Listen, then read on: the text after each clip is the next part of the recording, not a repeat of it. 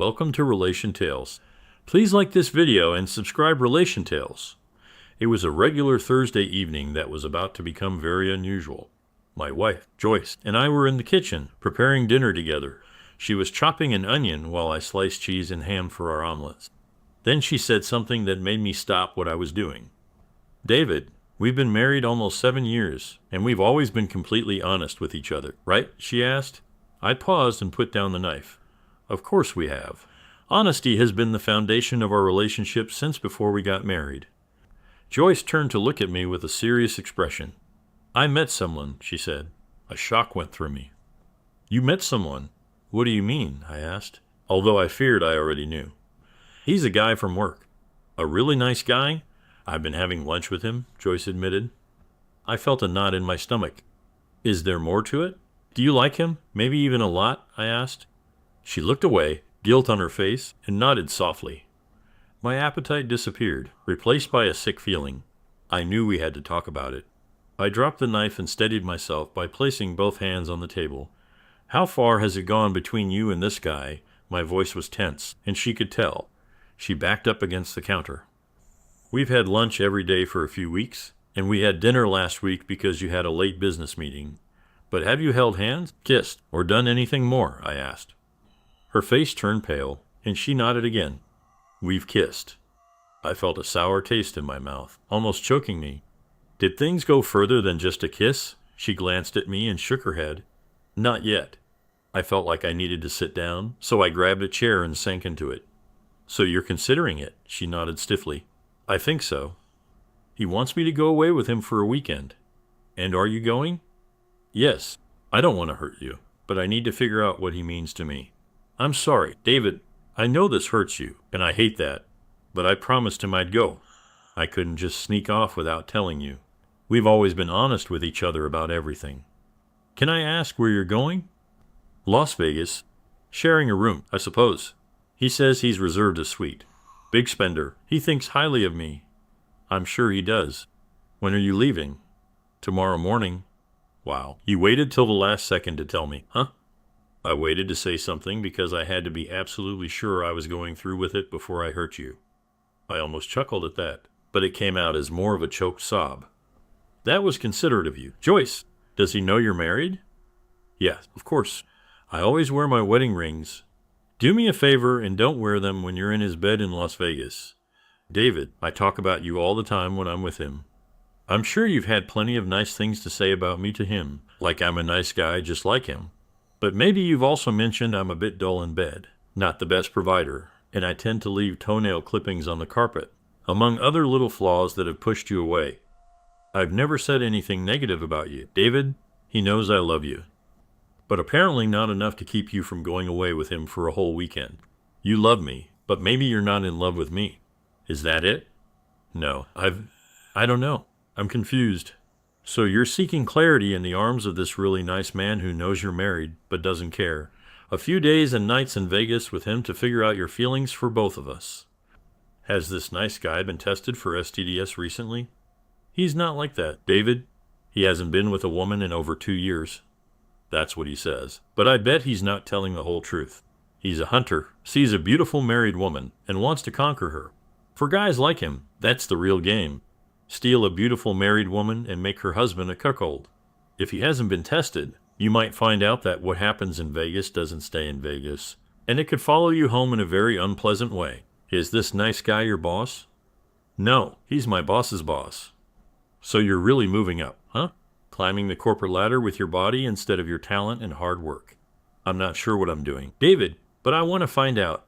And your crude approach isn't helping. I'm not in any condition to help you escape with another man for a weekend in Vegas. Joyce, let me ask you something. If I beg you not to go, if I get down on my knees and plead with you to stay here with me, will you do it?" She looked down at the floor and shook her head. "I can't, David. I promised Frank I'd go with him. And I can't break my word." At least now I knew his name. "Wow, I see. You can easily break the vows you made to me 7 years ago, but you can't break your promise to Frank. Is that it?" "I'm sorry, David. I don't want to hurt you, but I have to do this for me. Please try to understand." I knew then that I'd lost her, but in my pain and misery, I had an idea. A parting shot that wouldn't change her mind, but might make her think about the impact of her actions on us. I stood up and turned to the basement door. Wait here, I want to show you something. Then I'll get out of your way so you can get ready for your trip. I went down to the basement and found the Halloween prop I needed. Then I opened our wall safe, took out a piece of paper, grabbed a hammer and some nails, and brought everything back up to the kitchen. Joyce looked confused when she saw me carrying a small wooden coffin we usually use for Halloween decorations up the stairs. What's going on? She asked. Just bear with me for a moment. We've been together for so long, and before it all ends, I want to show you something. I placed the 3-foot wooden coffin on the kitchen table and moved the sandwich fixings I had been using onto the floor. This is a coffin. Well, it's a cheap Halloween prop, but still, it's a coffin. Here's the lid, and here's a hammer and some nails. Her expression turned uneasy as I showed her the hammer. And this, I said, holding up the paper I retrieved from the wall safe, is our marriage license. I opened the lid of the coffin, placed our wedding license inside, and closed it. David, what in the world are you doing? Put our marriage license back where you found it, Joyce said, her voice rising in alarm. Why, Joyce, it doesn't hold any significance anymore. It belongs here, inside the coffin, ready for its burial. She started tearing up. What are you talking about, David? It's proof that we're married. Which won't be true anymore once you walk out that door to be with Frank tomorrow, I said. Now she was getting frantic. You don't know that, David. I don't know that. Ah, yes, Joyce. I'm well aware. Your choice is to run off with Frank. Mine, well, I choose divorce. I paused. Our marriage license is right where it belongs, inside this coffin. I grabbed a nail and positioned it on the coffin lid, driving it through with a loud thud that made Joyce jump. That's the first nail, symbolizing all those lunches and dinners you enjoyed with Frank, I said, adding another nail to a corner. And here's the second, representing those passionate kisses you shared with him, I continued, as her mouth trembled watching me. I drove the third nail into another corner. This nail represents your agreement to go away with Frank, the really nice guy, to Vegas for the weekend, I said, holding up the final nail and positioning it at the last corner of the coffin. With one firm hit, I began driving it into the wood. That's the fourth nail. Joyce, you've heard the expression, the final nail in the coffin. It seals things for eternity, solidifying the fate of whoever or whatever is inside. Our marriage is in that coffin, Joyce. When you leave for Las Vegas with Frank tomorrow morning, that last nail will seal it, ending our life together irreconcilably and irrevocably. You can't mean that, David. You can't throw us away over one mistake. I'm not the one tossing our relationship away. Joyce, you are. I've loved you with every fiber of my being. You're the most beautiful, captivating woman I've ever known, and it's been an honor and joy to call you my wife for the past 7 years. No, I'm not the one ending things here. If I could, I'd climb into that coffin with our marriage certificate and be buried alongside it. Just to satisfy my curiosity and twist the knife a bit deeper, let me ask, if I check the luggage you're packing, would I find some lingerie and maybe a negligee you bought just for this occasion? Joyce didn't answer, but her tears and expression said it all. That's what I thought. I'm leaving now. I don't want to witness your final act of betrayal. I'll come back to get what I need for the next couple of weeks after you've left with Frank. While you're in Vegas, though I suspect you'll be too busy with Frank to think of anything else, you might want to consider what items in the house you'd like to keep. I won't be here when you return, but my lawyer will contact you in the next week or two. I grabbed my jacket, walked out the door, got in my car, and drove away. It was the worst evening of my life, and I felt dead and numb. I didn't know where I was headed, and I didn't care. I just needed to escape. Knowing I couldn't eat, I found a motel 6 far from the airport to avoid the temptation of seeing Frank. It didn't matter in the end. He had won, or maybe I had lost. My phone buzzed a few times, Joyce's name flashing on the caller ID, but I ignored it. I didn't want to hear her excuses for abandoning what I thought was a wonderful marriage. I slept poorly, tormented by thoughts of them together. How foolish I had been to think I could keep her forever. Early the next morning, I showered, put on the same clothes, and went to the nearest Denny's for coffee and toast, all I felt I could manage. Despite my efforts to avoid thinking about Joyce, I couldn't escape the thoughts of her with Frank. I imagined my wife, the woman I thought would always be by my side, holding hands with Frank on the plane, kissing him in the taxi, rushing through check-in to get to their room. I had heard about the pain of being cheated on, but I had never realized how completely devastating it could be. At 8:30, I finally called my office to inform my assistant that I wouldn't be coming in. She asked if I was feeling unwell, and I said yes, adding that I hoped to be back to my usual self by Monday. After hanging up, I noticed a slew of missed calls from Joyce, along with a dozen text messages. I didn't delete them, nor did I read them. The last message and call were from 7:45, so I assumed she'd given up trying to reach me when she left to be with Frank, the guy who had stolen my wife. I refused to call him a nice guy ever again. He was far from it. Revenge on him was inevitable. I just needed the right moment. To be safe, I waited until 10:30 to go home and gather what I needed for my new life as a single man. As I pulled into the driveway and opened the garage door, I saw that Joyce's car was gone. Reality hit me hard. She'd probably taken it to meet Frank, avoiding the need for a taxi. I scolded myself for even thinking she might have changed her mind and stayed home. "Get real, buddy," I muttered. "She dumped you. She found a better deal. Some guy could whisk her away to Las Vegas and spoil her with fancy hotels. Wake up and move on. You might not find someone as stunning as her, but you'll find someone." Despite my words, deep down I struggled to believe them. The house was unnervingly silent as I stepped inside, viewing it through the hazy lens of a broken heart. Once it had exuded warmth and vitality, but now it felt cold and empty. Moving through the kitchen, I noticed the remnants of cheese and ham I had scattered on the floor were gone, and the coffin was no longer on the table. It had probably been tossed in the trash, showing my attempt to persuade Joyce hadn't made much of an impact. Lust, I reminded myself, can cloud judgment in profound ways. I ascended the stairs to the master bedroom and pushed open the door. Inside, the coffin sat atop the bed, its lid partially lifted, a crowbar resting nearby. Someone, presumably Joyce, had gone to considerable lengths to pry some of those nails loose. Out of curiosity, I checked and found the marriage license I had hidden inside, now placed between the two pillows at the head of the bed. "Looks like she didn't even want to grant me that victory," I muttered aloud. I turned towards the dresser to grab my underwear and socks, and there on the table by the window lay 3 sets of beautifully crafted, undoubtedly expensive women's underwear, torn into shreds, along with a yellow negligee also in ribbons. Atop the pile was a piece of paper with words written in black marker. "I cannot share what I do not own." "What on earth?" I exclaimed aloud. Glancing back at the bed, I noticed a similar note propped against the coffin. "I cannot share what I do not own." The same message in the same black ink. Suddenly, the screech of tires and the crash of 2 cars echoed from outside, followed by the front door bursting open. "Where are you?" "Oh, God, please be here. Please, David, you have to be here so I can tell you how wrong I was. How horribly, stupidly wrong I was," a woman's voice screamed. I heard footsteps rushing towards the stairs, followed by the sound of stumbling and falling halfway up. She was sobbing uncontrollably, and when she saw me standing at the top of the landing, she reached out her arms and began to crawl towards me. In all our 7 years of marriage and 2 years of dating before that, I had never seen her in such a state. She wore no makeup. Her hair was disheveled. Her eyes were swollen and red, and she was clad in a Caltex sweatshirt, gray sweatpants, and a pair of fuzzy bunny slippers I had jokingly gifted her one Christmas. "Joyce, what's going on? Where's Frank?" I asked. She shook her head violently and replied, "I can't give away what's not mine. David, that's what I told him." "Told who?" I asked. "Frank. That's what I told him when he came to pick me up. I can't give away what's not mine. I was dressed just like this. He asked why I wasn't ready to go to Las Vegas with him, and I repeated that I couldn't give away what's not mine.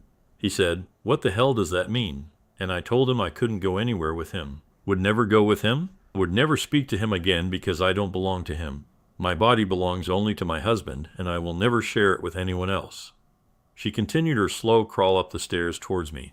"He called me names, David. He said I was a bitch and a tease, that I'd wasted his money on airfare and a suite at the area. He threatened to ruin my reputation at work, calling me a slut, and said he'd get me fired. I told him he couldn't get me fired because I quit. He was so angry, his tires screeched for a block when he drove off."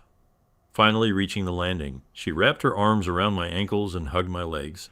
"I'm so ashamed," she cried. "I hurt the only person who's always shown me love, who would do anything for me. I betrayed the trust of the man who means everything to me. I'm so sorry." And then she wept. She held on to me for what felt like an eternity, though it was probably just a few minutes. I was stunned, unable to move. The woman I adored, the center of my universe, who I worshipped with every fiber of my being, had shattered my heart. And now, half a day later, she was clinging to my legs, sobbing. Every fiber of my being urged me to gather her in my arms, to express how deeply I cherished her, and to assure her that we would navigate through this difficult time together. I remained frozen, unable to move. The events of the past 15 hours flooded my mind. Though part of me believed she hadn't consummated her relationship with Frank, the sense of betrayal lingered. A married woman doesn't engage in intimate lunches and dinners, share passionate kisses, or plan a getaway in Las Vegas with another man. While she had come to her senses before any irrevocable harm was done, the betrayal cut deep. I stood there gazing at the woman who, until last night, had been my entire world. It was clear she was in as much pain as I was. Our marriage hung precariously on the edge of a dark abyss, and I wondered if we possessed the strength to prevent ourselves from toppling over. Reaching down, I lifted Joyce to her feet, and we embraced until her sobs subsided. "Let's go brew some fresh coffee," I suggested. "Thank you, David." "Oh, David," she whispered, "I think I might have damaged your car when I pulled into the driveway just now." "Yeah, I heard it." "We'll discuss that too," I assured her. I helped her back downstairs and into the kitchen. As we sipped our coffee, I asked, "What made you change your mind? Last night you seemed sure about going with Frank. What happened?" She looked at me over her cup, her eyes still red and swollen. "You buried our marriage." "What do you mean?" I asked. "You put our marriage license in that coffin and sealed it shut. After you left, I went upstairs to pack. But I kept thinking about our marriage license trapped in that dark place. It felt like our marriage was over, like you were burying it. It was in a place with no air, no light, and it couldn't escape. Then I started to think about all the wonderful things our marriage had given us, all it meant to me. We were so happy together, and I remembered how happy you always made me." "I guess I dozed off," she continued, "because I dreamed I was in that coffin, in that dark place, and I felt like I was suffocating.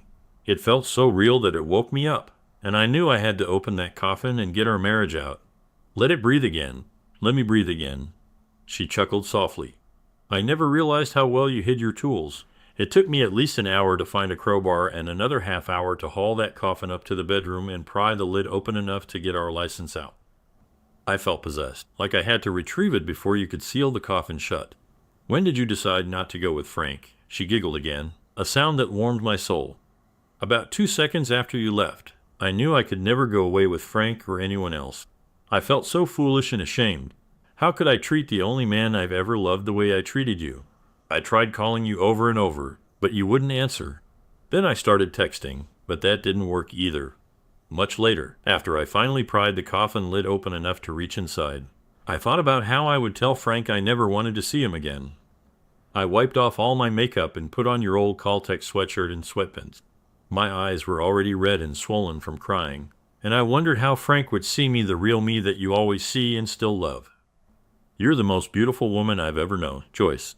Even now, you look perfect to me.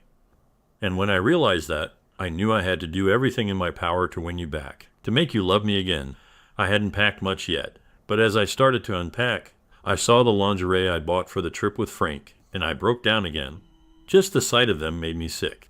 They were the final expression of my betrayal, and I had to destroy them, so I took my scissors and ripped them all up. They cost a lot of money, but I couldn't bear to look at them. I destroyed them just like I thought I destroyed you and our marriage. That's when I went to where I kept our marriage license and picked it up to look at it. It's really simple. It says that Joyce Russell and David Campbell got married on June 12, 2005. My maid of honor and your best man witnessed it. As I read it, memories flooded back. We stood in front of all our family and friends and promised to be faithful to each other until death. I cried again, realizing I couldn't be with anyone else but you. I told Frank I couldn't share what I didn't own when he came to pick me up. Thank you for sharing. You've given me a lot to think about. Do you think we'll get through this and be okay? Joyce asked. I'm not sure, Joyce. I hope so, but right now I'm unsure. You nearly broke me last night. I've never felt such pain before. I felt betrayed, alone, and helpless. Can you imagine knowing the person you love most, the one you've always trusted completely, is choosing someone else over you? Tears welled up in her eyes again. Oh, David, I'm so sorry. I was out of my mind. I'd do anything to make it right, even die if that would help. Dying definitely wouldn't help. I want you alive, healthy, and more than anything, I want to trust you again. Luckily, it won't be as hard as it could be because, like you said, we've always been honest with each other. Even last night when you told me what you thought you felt. What now, Joyce? I'm not sure about you, but I didn't sleep well last night. If it's okay with you, I'd like to have you with me in bed. It might be too soon for that. We don't have to do anything. David, I just want to feel you next to me, where only you belong, she said, her dark eyes pleading earnestly. I couldn't resist her plea. Okay, but no funny business. Joyce, I'm still upset with you, I replied firmly. A small smile tugged at the corners of her mouth. Anything you say. Darling, she replied, crossing her heart. She took my arm and led me upstairs to her room. Absolutely no funny business. For a couple of months, things were uncertain. No matter how hard I tried, there were times when that night would haunt me, leaving me in a bad mood. Joyce seemed to notice those times and would shower me with love until she was the only thing on my mind. Eventually, she quit her job. When her boss and HR asked why, she told them about Frank. Though embarrassed, she needed to get it off her chest. Not surprisingly, HR informed her that Frank, the seemingly nice guy, had 3 harassment complaints against him. In short, he lost his job and references. Joyce was allowed to keep her job and even received a substantial sum of money in exchange for not suing the company. She stayed at her job for about 6 months, and during that time, we found out we were going to be parents. Life moves forward. Sometimes you have to give someone a second chance to make things right, even though many people would disagree with me.